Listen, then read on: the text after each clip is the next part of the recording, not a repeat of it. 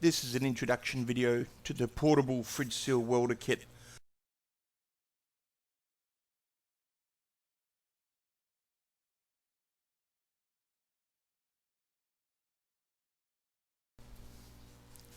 This is an introduction to the key components of the portable FridgeSeal-WelderKit. We have the internal left and right sides that slide into the main base plate. We have A, B, and C sets. The A set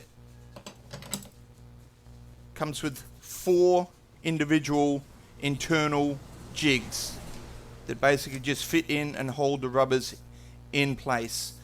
You've got to cut them at 45 degrees so the profile of the rubber you're using slides in there. A plate comes with 4 sets and does 90% of domestic fridge seals.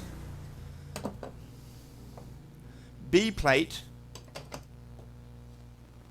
is set up to do these 2 rubbers. It will do more than that, but A plate will not do these. So here's an example of why we use the different plates and different internals. These 2 are done by B2 and B1. And then we have the C plate, and C plate is just for a rounded rubber that usually does not require magnets, which is 90% of all cool rooms. So if you're going to do a cool room, a walk-in cool room, you'd use C plate. It's only got 1 set. Again, it's removable. So once you heat it, take it below the knife, melt it, remove your newly formed fridge seal. They are the key components of the FridgeSeal-WelderKit. 1 main base plate, 3 internal left and right, and numerous different profiles that will expand as we go. But as I've shown in the last video, even products sent to me from Europe and different places over the world are still fitting in and suiting the current profiles we have. What we found is on the A plate, this permanent groove structure covers 90% of fridge seals. So it's the internal plate that we've adapted to suit the different types that cover about 90% of household fridge seals.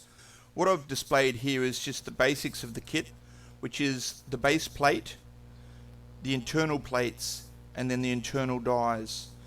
On the internal plates, we have a die set that has replaceable inner sections to suit different rubbers.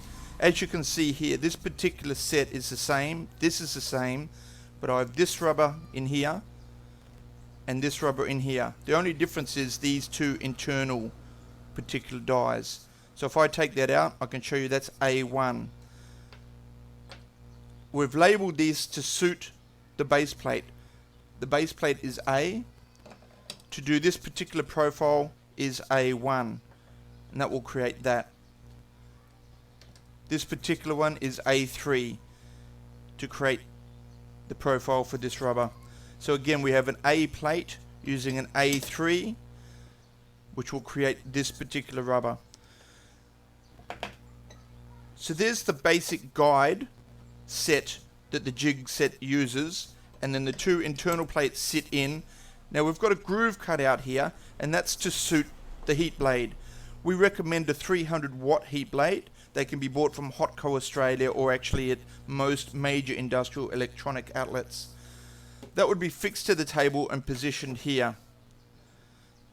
So we'd set up a little bit of a screwed to the table situation, and then that would heat up, and then basically what happens is they close with the rubbers included and the die set included. It heats the rubber and melts it.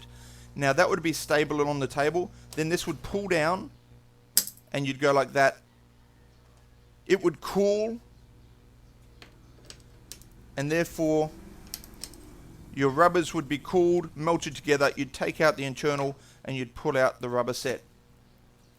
So as I said, that's A. We also have B and a C set for the industrial cool rooms.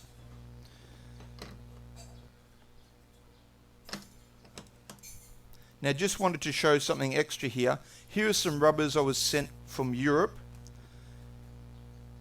and I'm going to put them into the A set.